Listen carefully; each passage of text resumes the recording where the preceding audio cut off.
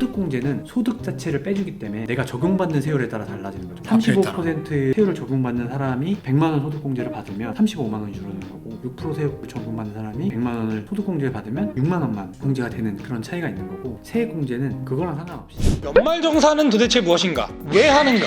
그 개념을 짚어드립니다. 진지는 잡수였습니까? 스타트업 잡수의 잡수예요. 진지는 먹었습니다. 진지는 잡수셨어. 진지는 잡수셨어. 넘어가는 걸로. 저번에 한번 지분 설계 편 해서 저희 우리 사회계사님을 모시고 영상을 찍었는데 그게 지금 인기 순위 우리 채널에선 2위예요. 인기 있는 분이다.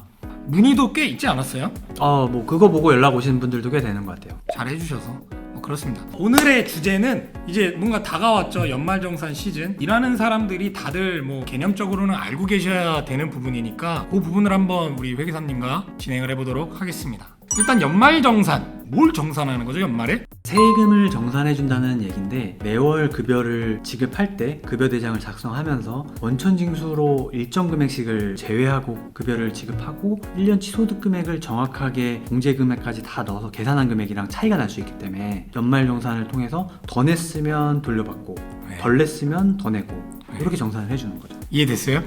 잘 이해 안 됐죠? 원천징수에서 B 했을 거야. 취지를 먼저 설명하자면 세금 내라고 하면 내기 싫잖아요. 그래서 미리 주는 사람이 떼어라. 그래야 나중에 탐탁치 않거나 뭐 늦게 내거나 이런 경우들이 많이 발생할 수 있기 때문에 원천징수라는 제도를 만들어 놨고, 그러니까 우리는 모두 세금을 내야 될 의무가 있는 거잖아요. 그쵸. 사실 내긴 싫어. 나도 싫어. 근데 이거를 나중에 이렇게 해서 너 이거 벌었으니까 이거 내 하면은 회피할 염려가 있으니까 일단 선 떼는 거죠. 저항을 줄이기 위해서 네. 꼼수를 쓴 거다. 꼼수라고 쓴 원천징수를 이제 사람마다 다른 건가요? 원천징수 개념이 되게 넓은데 급여를 지급하면서 하는 원천징수도 있고 법인 간의 거래에서 원천징수를 하는 것도 있고 우리가 이자를 받을 때도 사실 원천징수를 하고 받잖아요. 그 중에 이제 급여와 관련된 원천징수만 얘기를 하면 간이세액표라는 게 존재를 하거든요. 그래서 간이세액표는 월급 200인 사람의 부양가족이 1명일 때 얼마를 떼어라, 300일 때 부양가족 2명일 때 얼마를 떼어라 이런 표가 있어서 그 표를 기준으로 해가지고 원천징수를 하는 거죠. 근데 대부분이 가이드라인에 맞춰서 띄겠지만 저는 예전에 저도 이제 회계법인에 있을 때 얘기가 되면 띄지 말아주세요 라고 해서 안 띄었던 적도 있긴 하거든요. 강제는 아니에요. 근데 이제 권고사항 그래서 그걸 보고 띈다. 간이 일단 한번 검색해. 뭐 비과세액이 뭐가 있냐, 부양가족 수가 몇 명이냐, 20세 이하 자녀 수가 몇 명이냐, 퇴직금이 포함됐냐 안 포함됐냐, 이걸로 이제 월급 책정을 하면은 그걸로 이제 원천징수를 한다. 그걸로 원천징수를 한다. 일단 근로자분들은 다 4대 보험 중에 4대 보험 중에 산재보험 빼고는 다 근로자 반 그리고 기업 반. 네. 산재보험은 기업이다. 그런 것들을 다 내야 돼요. 그래서 이런 거 다 제하고 급여를 수령한다. 근데 어쨌거나 이 4대 보험 계산 안 하고 하는 거는 간이세액표에 근거해서 책정이 된다. 연말정산으로 다시 돌아와서 네네네. 원천징수했어. 이제 세금 일단 뗐어. 이거 말고 또 다른 기능이 있어요. 연말정산 할 때. 뭔가 내 소득이 등록되는 기능도 있잖아요. 소득이 확정되는 시기가 또 요거 하고 나서지 않아요? 맞아요. 이거는 회사에서 연말정산 할 때 연말정산까지 한 자료를 가지고 제출을 하거든요. 원천징수 이행상황 신고서라고 그거를 세무서에다가 제출을 하게 되면 근로자별로 소득이 이제 그때서야 확정이 되는 거죠. 그러면은 만약에 내가 2020년도에 5천을 벌었어요. 네. 근데 소득공제를 했더니 제한 금액이 4천이야. 근데 나 그냥 그 1,000만 원에 대해서만 환급 받는 거예요? 신고는 5천이 되고 5천이었으면 실제로 세금 납부한 거는 뭐 한 2, 300 정도 되겠죠. 그럼 이거를 돌려받아야 되면 그 2, 300 안에서 돌려받는 거고 더 내야 되면 뭐 100만 원, 200만 원 추가로 내는 거고. 어쨌거나 신고되는 거는 뭐 소득공제랑은 상관없이 신고가 되는 거다. 그렇죠. 과세표준. 이게 지금 근로자냐, 프리랜서냐, 사업자냐. 이게 사업자가 개인 사업자를 의미하게 되겠죠. 말씀하신 세 가지를 분류를 해보면 근로자들은 아까 얘기한 원천징수에서 연말정산하는 식으로 그냥 과세가 종료가 됩니다. 2월 달에 연말정산을 하면 더 이상 세금 신고할 게 없는 거죠. 프리랜서는 사실 프리랜서라고 구분할 필요 없이 사업자라고 생각하시면 돼요. 그분들은 이제 3.3%로 원천징수를 당하는 거고 사업자 등록증이 없을 뿐이지 사업자랑은 뭐 동일한 개념인 거죠. 프리랜서나 개인 사업자는 그냥 똑같다. 사업소득으로 예를 들어 프리랜서로 뭐 1,000만 원, 2,000만 원이 잡혔다. 그 정도 금액이면 웬만하면 환급이 나올 거예요. 그러다 보니까 신고를 안 해도 굳이 세무서에서는 얘기를 할 필요 없는 거죠.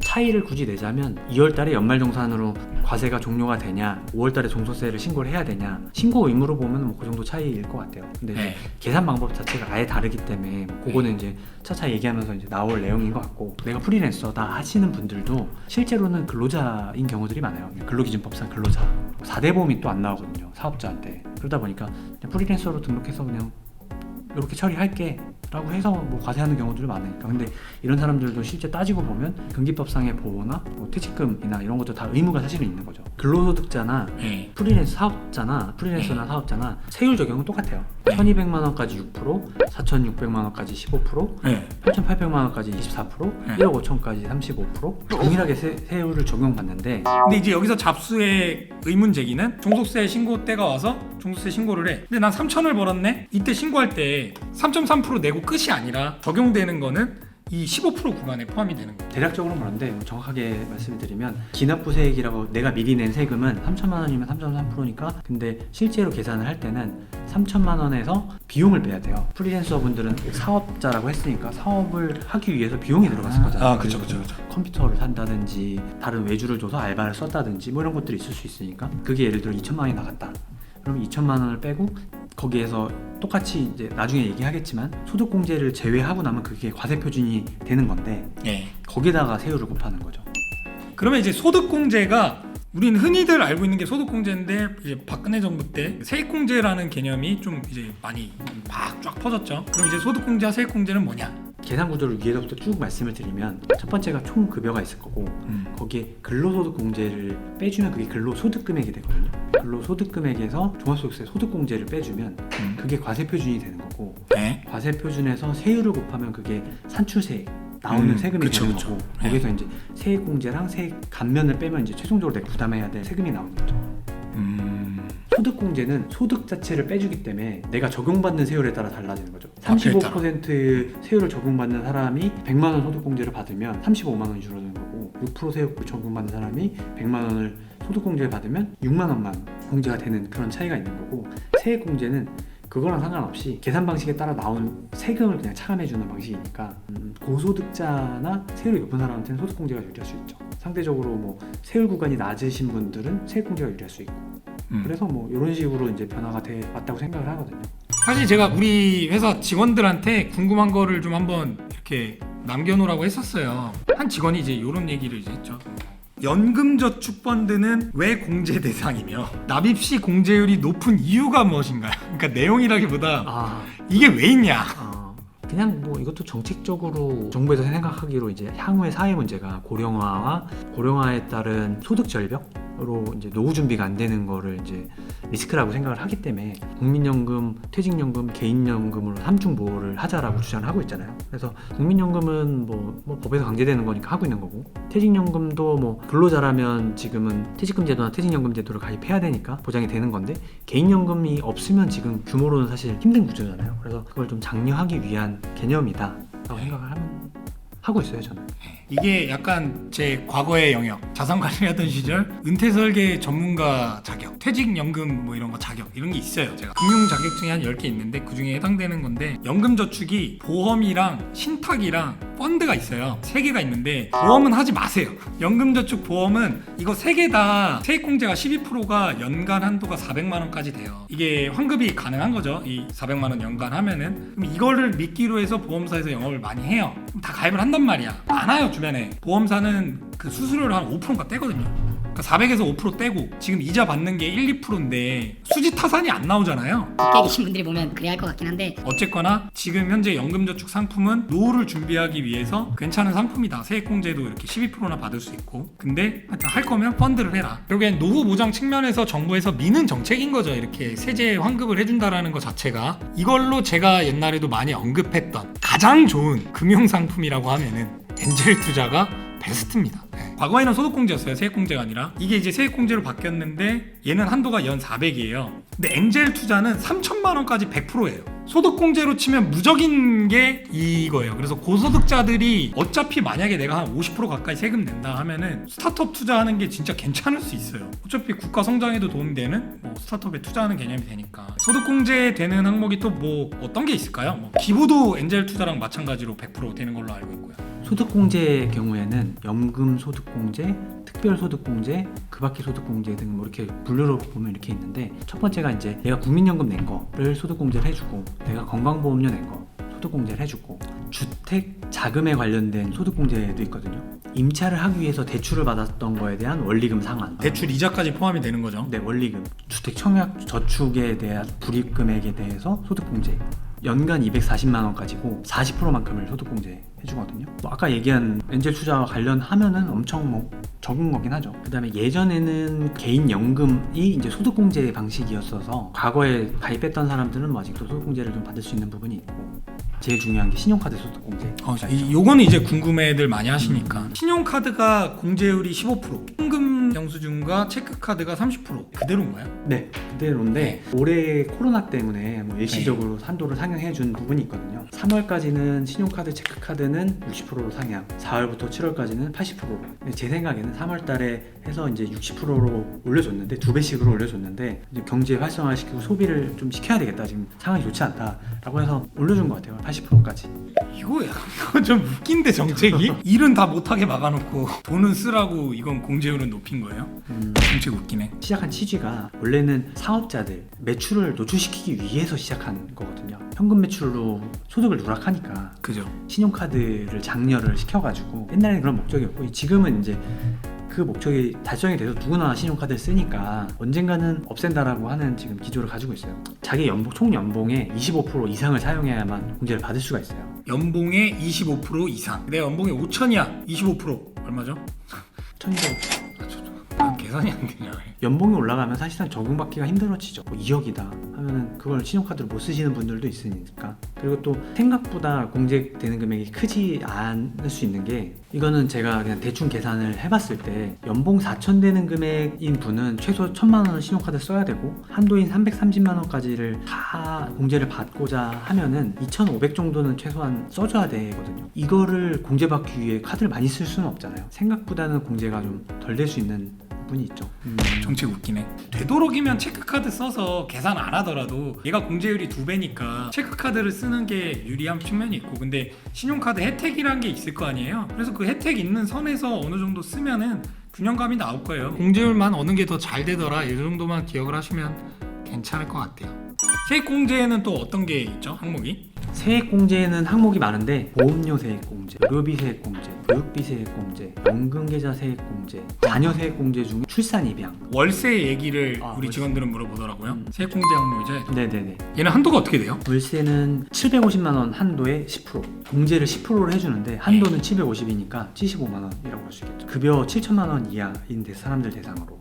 요건 그 해당되시는 분들이 되게 많을 것 같아요. 많을 것 같아요. 예. 최근에 저 이번에 한 거 보니까 자동으로 계산되는 것 같더라고요. 홈택스 가니까 진짜 간소화 이게 다 잡혀서 나오더라고요. 그거는 이제 뭐 등록된 게 만약에 있다면 나올 수 있는데, 예. 보통 신고 안 하시는 분들이 많잖아요. 그러니까 뭐 현금 영수증을 끊었다, 뭐 세금계산서 끊었다라고 하면은 월세가 올라오겠지만, 보통은 뭐 현금으로 계좌 이체하는 경우들 같은 경우에는 알 방법이 없죠.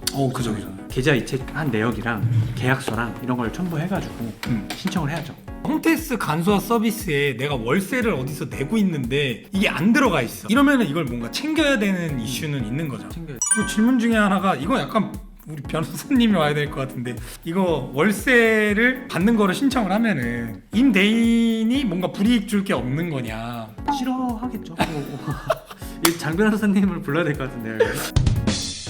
상식적으로 접근해봐도 이거는 권리예요. 이걸 못하게 하면 그 사람이 잘못된 거예요. 그래서 불이익이 있다면 그 사람을 조져야 돼. 임대사업자들 세금 내자라는 기조가 또 바뀌기도 했고, 불로소득자들에 대한 이제 공제 혜택을 주고자 하는 측면도 있겠지만, 그런 측면도 있다라고. 이면에 또 그런 게 있겠네요. 오케이, 요 정도로만 넘어가고, 사실 뭐 어떻게 하는지는 요새 너무 잘 돼 있어갖고. 방법적인 측면에서는 일단은 1월 중에 아마 홈택스에서 간소화 서비스를 이제 오픈을 해서 조회를 할 수가 있을 거예요. 그래서 다운받는 방법은 인터넷에 검색하시면 뭐 잘 나와 있기도 하고, 그냥 홈택스에만 접속하셔도 딱 보이거든요. 그래서 연말정산에서 간소화 서비스를 가서 PDF 파일로 조회를 해서 회사에다가 제출을 해야 되겠죠. 그죠? 제출을 하면 회사에서는 2월 중에 계산을 하고, 거기에 대해서 뭐 이견이 있는 거를 2월 중에 조정을 하고, 보통은 3월달 급여 지급할 때 반영이 되겠죠. 우리 회사 같은 경우는 이제 사업회계사님이 대리 역할을 다 하거든요. 이 세무회계 관련해서 이제 여기로 보내드려. 그럼 끝나요. 누락되는 게 없이 하는 게 중요한 거죠. 뭐 아까 얘기한 월세 공제를 받을 수 있는 사람인데 몰라서 못 받거나 깜빡해서 못 받거나 뭐 이런 것들을 피하는 게 어떻게 보면은 절세를 위해서 제일 중요한 포인트인 것 같아요. 어떤 공제들이 있는지는 내가 다 알고 있어야 되는 게 첫 번째일 거고. 이제 종소세 하는 부분은 간단하게 뭐 간단하게 얘기하면 5월 달에는 종소세 신고를 해야 되고 연말정산을 놓쳤거나 항목을 빼먹어서 추가 항목을 넣어서 추가 공제를 받고 싶다 하는 분들은 이때 또 수정이나 신고를 할 수 있으니까 중요한 거 중에 하나가 이 영상을 보고 있는 분들이 대부분 스타트업 종사자 분들이라고 보면 중소기업일 텐데 지금까지 말씀드렸던 거는 소득공제, 세액공제인데 세액 감면 중에 중소기업 취업자 세액 감면이라는 게 있거든요. 이 부분은 90%를 감면을 해줘요. 나온 세액에 대해서. 그렇기 때문에 대부분 세액이 감면될 수 있는 상황인 거죠. 그러니까 소득공제, 세액공제 신경 쓸 필요가 없는 거잖아요. 중소기업 근로자분. 그렇죠. 어떻게 보면 요거 하나만 잘 챙겨도 나머지 10%만 딴 거 해서 하면 되는 건데 의료비 나가고 뭐 카드 쓰고 이런 거 하면 거의 다 뭐 퉁치겠네요. 그렇죠. 사실 요것만 잘 챙겨도 네. 엄청 절세할 수 있는 부분인데 이 부분을 혹시 놓쳤거나 하면 경정 청구로 해서 돌려받을 수 있는 길도 있거든요. 과거 그 회사에 네. 근데 이거는 본인이 이제 직접 홈택스에 해서 좀 해야 되기 때문에 좀 공부가 좀 필요하신 부분일 것 같고. 그 정도는 하세요. 돈 타는 건데 뭐 공부 안 하겠어요? 네. 그래서 이거가 중소세 감면이 기업이 뭐를 신청을 해야 가능한 거죠. 네. 청년인 경우, 그러니까 네. 34세 그놈의 34세 39세로 올라갔으면 좋겠어요. 좀 이거 취업자들 대상이고 네. 근데 또 군대 갔다 온 기간은 빼주니까 그죠. 3년간 적용입니다. 3년간만 적용이 된다. 네네네. 그것도 기억을 해주셔야 될 것 같네요. 네, 연말정산 신청 잘 하시고요. 놓치는 거 없이 꼼꼼하게 한 번만 체크를 하시고 그냥 뭐 돈 많이 버셔서 소득공제 엔젤 투자하셔서 저 같은 스타트업에 투자하셔서 공제도 하고 의미도 가져가고 나중에 설사 진짜 막 잭팟 터질 수도 있고 약간 산으로 간 얘기 같은데 네, 하여튼 돈 많이 버셨으면 좋겠습니다. 회계사님한테 사업자분들은 의뢰하시면 됩니다. 이상 스타트업 잡스의 잡스였습니다.